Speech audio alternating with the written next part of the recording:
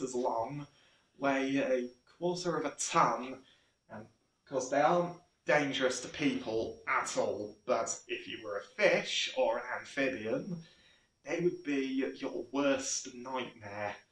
And of course, gharial, like all members of the crocodilian family, have been around on the planet virtually unchanged for millions of years, even long before the dinosaurs.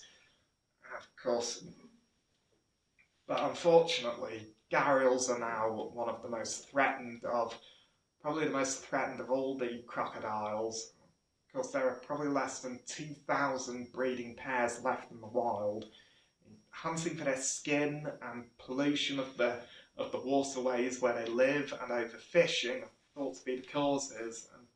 And it's a frightening thought that to think that an animal that's been around on the planet since before the dinosaurs could be coming to the brink of extinction because of us.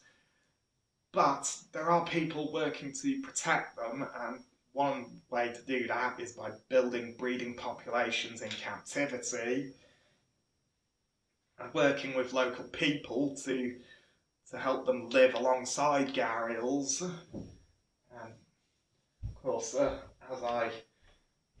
I also haven't mentioned that gharials can, like all crocodiles, can actually stay underwater for possibly as much as 3 hours.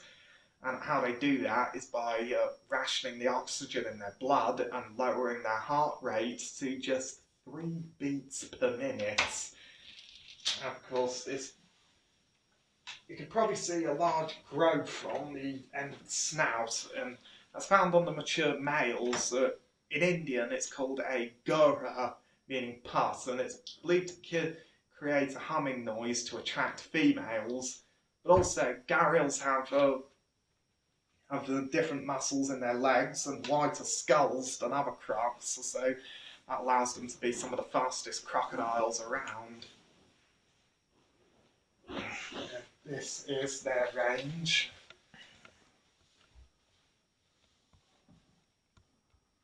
They're very widespread in Pakistan, India and Nepal. Now, the next animal is one of the largest and strongest of all land mammals, and also the largest of its family, the greater one-horned rhino. Now, the one-horned rhino is the largest of the rhinoceros family, and of course they're almost like living armoured tanks. I mean, because in looking at the skeleton, looking at the skin of this rhino, I mean, how it's folded over the skeleton, you can almost see the ribs poking through, and these lumpy bumps called tubercles all over the folds of skin. I mean, it looks like a suit of armour. Of course, unlike African rhinos, they only have one horn, but also they're the most aquatic of all of the rhino and are rarely found far from water. And of course, when defending their territories, males will battle with other males, and they have very poor eyesight, so if they're surprised or feel threatened, they'll charge, even at humans. And of course, many of the animals that I always find most interesting are carnivores. They're animals that eat meat. But every once in a while, I come across a herbivore, which is an animal that only feeds on vegetable matter. That is worthy of consideration, because they can become deadly or interesting when they're defending themselves or their family. And the reason why I think the rhino is an incredible animal for defensive reasons is really down to its temper. I mean, this is an animal that does have to be really good at looking after itself, because it has the Bengal tiger, which is the largest of the big cats, living right in its own territory. And if it gets the chance, a Bengal tiger will take a young rhino. So these animals have to be able to protect themselves against the largest of the big cats. And how they do that is just by having a really bad temper. unfortunately, the one-horned rhino, like every rhino species throughout Africa and Asia, is in trouble.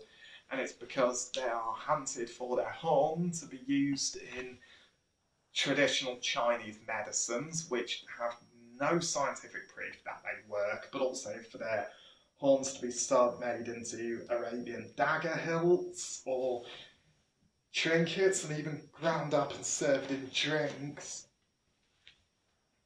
And of course, it's not just the Asian one-horned rhino that are at threat. There's also the white rhino and the black rhino, which are heavily poached, but also the Sumatran rhino, which is only found in the jungles of Sumatra, given its name.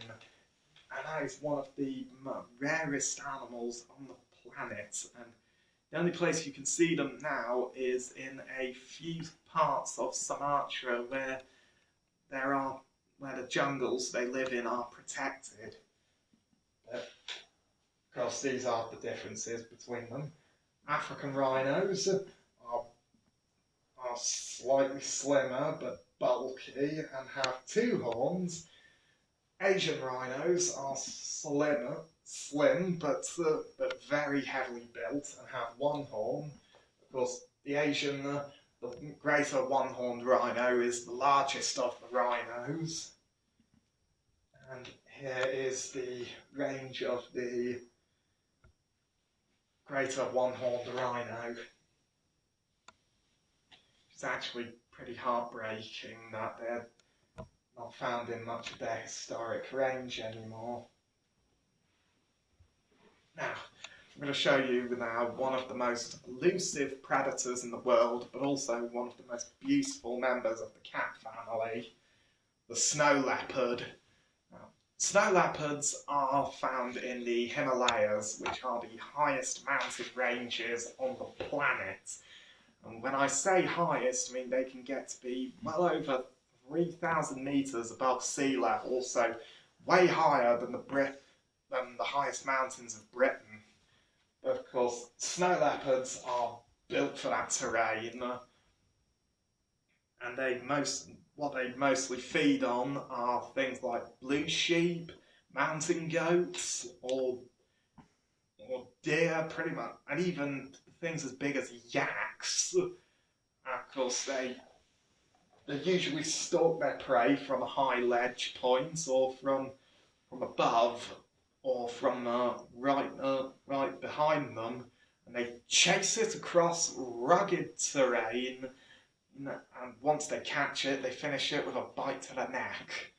And snow leopards can also survive in the Himalayas because their fur is some of the thickest of the animal kingdom and can protect them from cold weather. I mean, at night time it can be freezing, but in the winter, well below freezing. And of course, they don't have to eat every day to survive like many predators. Of course, and this is shout out to all fans of the author Philip Pullman, but snow leopards have actually become a lot more popular since Philip Pullman's books His Dark Materials were adapted into the TV series because Lord Azrael Blackworth, Lyra Silvertongue's father, his demon, Stalmaria, took the form of a snow leopard, which was actually quite fitting for his character. But unfortunately, although snow leopards can survive the harshest winters, they are ruthlessly hunted by poachers who want their bones for medicine and their fur for decoration, but also because quite often they come into conflict with yak farmers, and who, if they find out that they've been preying on their cows or any of their livestock, they shoot leopards. But of course, there are people working to stop that conflict, like WWF, who are working to protect these animals. And I've mentioned the WWF a lot, but they are very very good people for this kind of thing. And of course, this is the range of the snow leopard.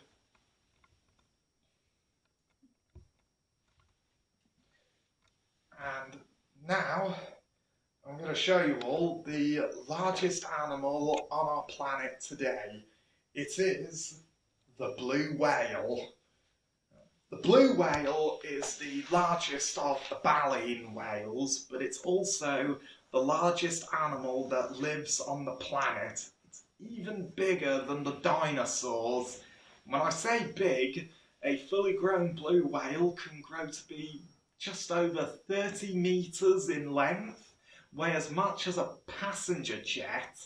Their tongue alone weighs as much as an elephant, and their heart weighs as much as a small car. And they are predators. I mean, their main food is krill, which is a shrimp-like crustacean, but they also feed on plankton and occasionally small fish.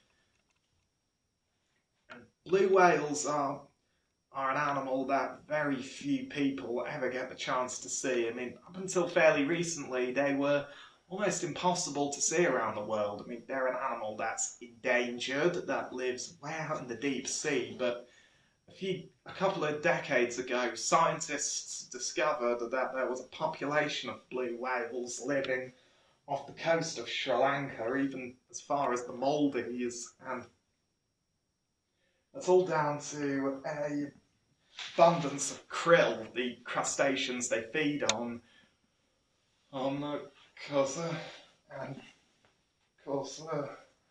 Blue whales are mostly solitary, but they can get in small groups of like 2 or 3 and possibly even 4 animals, and this can be a great defense against their only natural predator, the orca or killer whale.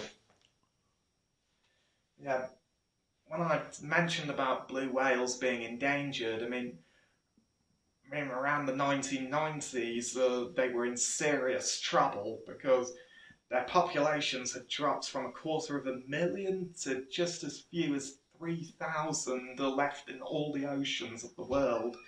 And that's because of whaling. They were hunted because they were hunted for their meat, their fat, and special oils they keep in their heads. Of course, by the 1980s, whaling was banned and all whales have been protected. But unfortunately, the country Japan are still lobbying for commercial whaling to return because they say that it should be brought back when it should not. And of course, but many other countries are learning from the mistakes of the past and are actually finding ways to protect whales with tourism, like tracking them down with cameras rather than harpoons and spears.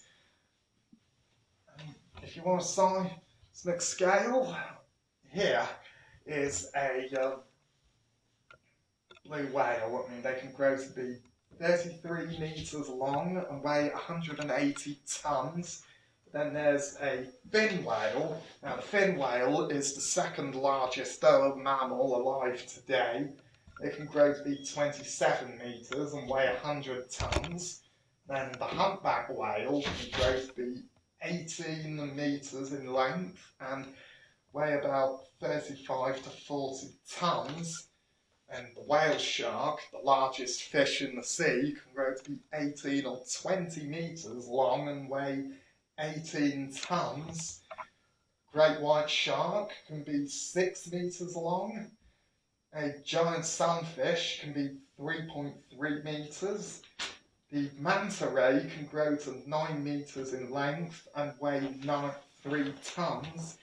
The southern elephant seal, which is the largest of the seals, can grow to be 6 meters long and weigh 6 tons.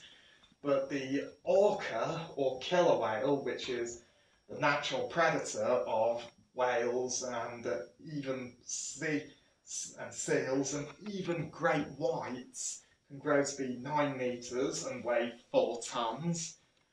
All that compared to a human, which can and we can only